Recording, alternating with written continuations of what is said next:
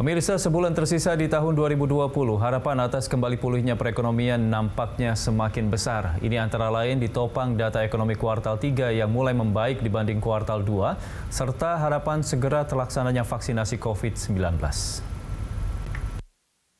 Tinggal hitungan minggu jelang tahun 2021, geliat perekonomian diproyeksikan semakin membaik. Sebelumnya, BPS mencatat bahwa di kuartal 3 2020, seiring dengan PDB yang tumbuh 5,05% dibanding kuartal 2, perbaikan juga terlihat pada pertumbuhan lapangan-lapangan usaha. Setelah sebelumnya di kuartal 2, hanya 3 lapangan usaha yang positif secara kuarter to kuarter. Di kuartal 3, PDB seluruh lapangan usaha berhasil tumbuh positif. Hasil survei kegiatan dunia usaha atau SKDU yang dilakukan Bank Indonesia mengindikasikan bahwa kegiatan dunia usaha membaik pada kuartal 3. Ini tercermin dari nilai saldo bersih tertimbang sebesar minus 5,97%, membaik dari minus 35,75% pada kuartal 2. Perbaikan kegiatan usaha terjadi pada seluruh sektor ekonomi. Di sektor industri pengolahan, perdagangan, hotel dan restoran, pengangkutan dan komunikasi, serta sektor keuangan, real estate, dan jasa perusahaan didukung oleh penerapan adaptasi kebiasaan baru di berbagai wilayah. Sementara itu, perbaikan pada sektor pertanian, kehutanan, dan perikanan didukung oleh cuaca. Sejalan dengan kinerja kegiatan usaha, kapasitas produksi terpakai dan penggunaan tenaga kerja pada kuartal 3 tercatat lebih tinggi dibandingkan dengan triwulan sebelumnya.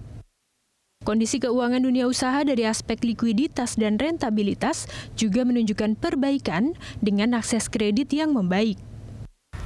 Ya, berbagai sinyal perbaikan memunculkan harapan dan optimisme atas berlanjutnya geliat pemulihan di kuartal 4 serta semakin positifnya perbaikan di tahun depan. Apa saja sektor-sektor yang prospektif dan berpotensi untuk bersinar di tahun 2021? Kita akan membahasnya bersama Ketua Umum Gabungan Pengusaha Makanan Minuman, Bapak Adi Lukman, Ketua Umum DPP REI, Bapak Paulus Toto Lusida, serta Senior Vice President Ekonomis Permata Bank, Mas Joshua Pardede. Baik, saya akan langsung sapa Pak Toto, Pak Adi dan juga Mas Joshua. Terima kasih sudah bergabung di Hot Economy.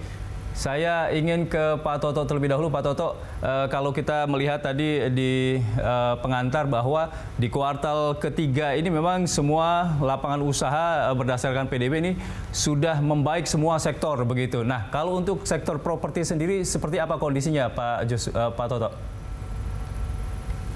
Ya, memang kita mengalami penurunan sejak pandemi COVID, jadi sejak bulan Maret.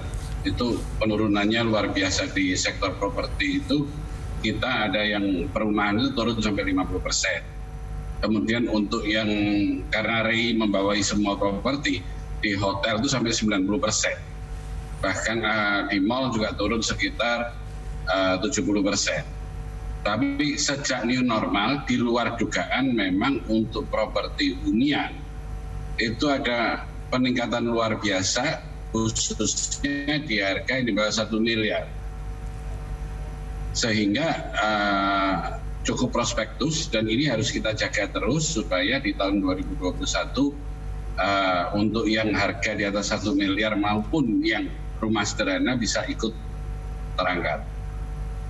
Oke, itu untuk properti hunian ya yang memiliki prospek besar di tahun 2021, Pak Toto ya? Ya, betul. Oke. Jadi untuk yang harga 1 miliar ke bawah itu mencapai 83%, 83, sehingga cukup bagus sekali. 1 miliar ke bawah? Untuk 1 miliar ke bawah, Pak Toto. Betul. Oke, saya mau minta tanggapan juga dari Pak Adi. Pak Adi, kalau untuk sektor Mamin sendiri seperti apa nih? Kalau berdasarkan data dari BPS bahwa untuk kuartal ketiga ini semua lapangan usaha membaik di PDB. Oke, saya kira benar di sektor makanan minuman industri cukup membaik ya. Kalau kita lihat pertumbuhannya cukup tetap positif 0,66%, di mana Q2 hanya 0,2%. Jadi ada perbaikan dan ini tentunya saya berharap di Q4 juga akan ada perbaikan lagi karena memang permasalahan di makanan minuman adalah ada dua hal. Kalau kelas menengah bawah itu karena daya beli, kelas menengah atas itu karena awalnya ketakutan dan penghentian kegiatan. Jadi karena banyak ketakutan dan penghentian kegiatan mengurangi konsumsi yang kelas menengah atas sehingga uang beredar juga menurun. Nah ini yang menjadi masalah.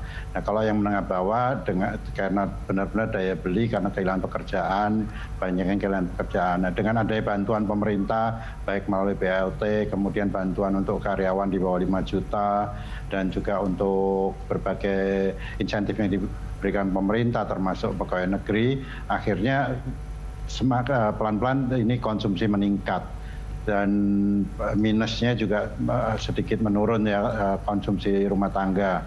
Dan kelas menengah atas dengan adanya pandemi ini sudah cukup lama, sudah mulai membiasakan diri sehingga sebagian sudah mulai berani berkegiatan dan bepergian. Nah ini juga menumbuhkan konsumsi terus terang. Jadi kelihatannya mulai Juni, Juli, Agustus itu sudah mulai membaik, September mulai membaik. Kemudian September pada saat PSBB ketat lagi di Jakarta itu ada sedikit berhenti. Kemudian Oktober mulai membaik lagi sedikit. Jadi pelan-pelan ada perbaikan. Dan kalau dilihat dari utilisasi mungkin sudah di atas 60% dan mudah-mudahan ini terus meningkat seperti itu Mas Andra. Oke, baik. Mas Joshua, Anda melihat perbaikan ekonomi dan juga dunia usaha ini seperti apa dari kacamata Anda?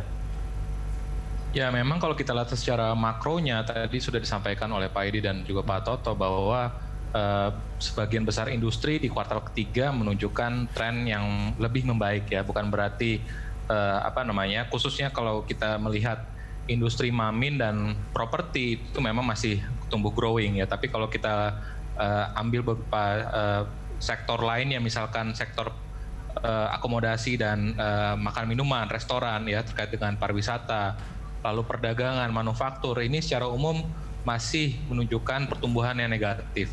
Tapi saya sepakat bahwa kondisi ekonomi di kuartal ketiga secara umum trennya lebih membaik ya, ataupun degree of contraction-nya ataupun level dari kontraksinya sudah lebih rendah gitu ya dibandingkan kuartal kedua. Artinya kondisi yang terendah ataupun kondisi yang paling lemah di tahun ini sudah kita lewati, harapannya seperti itu. Sehingga tentunya kondisi yang pemulihan lebih lanjut ini tentunya akan sangat dipengaruhi juga oleh sisi permintaan. Tadi yang disampaikan oleh Pak Edi bahwa sisi permintaan ini bagaimana perilaku konsumsi masyarakat ini tentunya akan sangat berpengaruh pada seberapa besar nantinya kapasitas produksi yang harus diutilisasi oleh sisi produksi.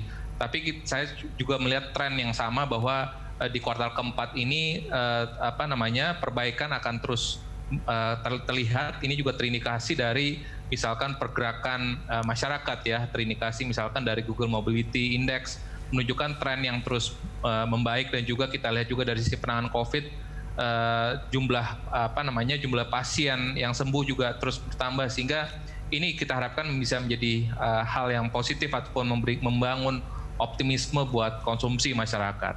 Oke, Pak Toto, tantangan yang masih harus dihadapi oleh para developer atau pengembang ini agar tren positif ini terus berlanjut di kuartal keempat dan juga di tahun 2021 apa nih kira-kira? Jadi yang paling utama itu dari peraturan pelaksana Omnibus Law. Jadi salah satu yang membuat tren baik itu adalah ditandatanganinya Omnibus Law kemarin. Sehingga itu menjadi harapan dari masyarakat bahwa sentimen market mulai positif. Itu harus diikuti oleh peraturan pelaksananya. Karena rancangan peraturan pelaksana yang ada, kita masih diskusi yang dilakukan supaya tujuannya sama dengan dengan Omnibus Law-nya. Jangan sampai peraturan pelaksananya justru menghambat. Nah itu yang kita inginkan supaya peraturan pelaksana itu sama. Yang kedua, memang dari perumahan yang tadi disampaikan karena adanya layoff dan lain-lain dari pekerja, memang sekarang ini banyak pekerja yang dirumahkan atau juga ada yang kerjanya dulunya misalnya 7 hari, sekarang 2 hari. Nah, mereka yang tidak di layoff itu sebetulnya kan masih dia mempunyai prospek untuk membeli rumah dia sebagai end user. Cuman kemampuan untuk ngangsur hari ini itu nggak mungkin, khususnya rumah NBR. Sehingga kami mengusulkan ke pemerintah untuk adanya penundaan angsuran dulu. Bunga tetap dihitung nggak apa-apa, mereka mau. Tapi angsurannya ditunda, misalnya 6 bulan kan vaksin sudah in proses dan lain-lainnya. Ini supaya paralel dan percepatan dari bangkitnya ekonomi setelah COVID ini bisa lebih cepat tercapai. Itu kira-kira. Kalau untuk angsuran ditundakan ini sudah dilakukan oleh pemerintah, Pak? Sudah diberikan insentif kepada masyarakat? Belum, Pak. Yang sudah diberikan pemerintah itu restrukturisasi kredit, KPR. Jadi yang sudah realisasi tahun lalu atau tahun sebelumnya, bukan yang baru. Yang kami harapkan ini yang baru, dia sudah taruh booking fee, sudah taruh uang muka. Begitu realisasi, dia kerjanya tinggal 2 hari dalam seminggu. Oke, baik. Saya minta tanggapan juga dari Pak Adi ini terkait dengan tantangan ini, kira-kira apa nih dari sektor Mamin yang menjadi kendala utama atau tantangan yang harus dihadapi oleh para pelaku usaha Mamin? Oke, baik. Kalau kita lihat ini tantangan terbesar adalah bagaimana kita meningkatkan konsumsi ya. Kalau kita lihat strukturnya, 40% penduduk Indonesia itu kelas bawah, 40% kelas menengah, 20% kelas atas. Nah, 40% kelas menengah dan kelas atas ini mengkonsumsi atau spendingnya itu sekitar 82%. Nah, kalau kelas menengah dan atas ini ketakutan untuk berkonsumsi dan membelanjakan, otomatis konsumsi yang 82% ini tidak terrealisasi dengan baik. Nah, inilah yang kita harapkan pemerintah memberikan kondisi yang kondusif sekali bagi kehidupan baik ekonomi maupun sosial, politik, semua agar stabil, aman, sehingga masyarakat tidak ketakutan. Nah, yang kelas 40% menengah bawah ini tetap harus ditunjang oleh pemerintah dengan berbagai insentif yang kita harapkan tahun depan bisa dilanjutkan. Nah, tantangan spesifik bagi industri makanan minuman adalah kita ketergantungan industri Mamin ini terhadap bahan baku masih cukup besar. Nah, masalahnya sekarang bagaimana sinkronisasi regulasi seperti yang disampaikan Pak Tot. Ya, Pak Adi. Sehingga yang selalu kita ributkan terkait dengan ketersediaan bahan baku, kemudian harus ada izin import dan lain sebagainya, ini bisa segera diberikan kepastian melalui PP yang akan disiapkan menjadi turunan dari Undang-Undang Cipta Kerja ini. Dan di samping itu, kita juga berharap di hulu, sektor hulu ini semua regulasi dan kebijakannya sinkron dari hulu ke hilir, sehingga begitu industri hilir kita di industri makan minuman itu berkembang cepat, kita harus disediakan bahan baku di hulu dengan kebijakan yang sinkron. Kalau tidak, ini kita ketergantungan importnya akan semakin tinggi karena hilirnya berkembang sangat cepat, sedangkan di hulu berhenti. Mau tidak mau kita mencari bahan baku dari import. Nah, inilah yang menjadi tantangan terbesar di industri makanan minuman secara spesifik. Oleh sebab itu, saya berharap Undang-Undang Cipta Kerja ini membuat sinkronisasi hulu hilir sehingga ini menjadi satu kesatuan yang bisa menunjang industri makanan minuman terus tumbuh gitu, Mas. Oke. Baik, Mas Joshua, ini terkait dengan apa yang disampaikan oleh Pak Toto tadi untuk masyarakat yang mengambil atau membeli rumah begitu tapi angsurannya minta ditunda. Ini menurut Anda skemanya akan seperti apa? Ya, kalau kita lihat ini dari sisi risiko perbankan ini memang agak berisiko ya, apalagi dengan kondisi di mana tadi Pak Toto sampaikan bahwa dalam seminggu mungkin hanya 2-3 hari bekerja gitu ya.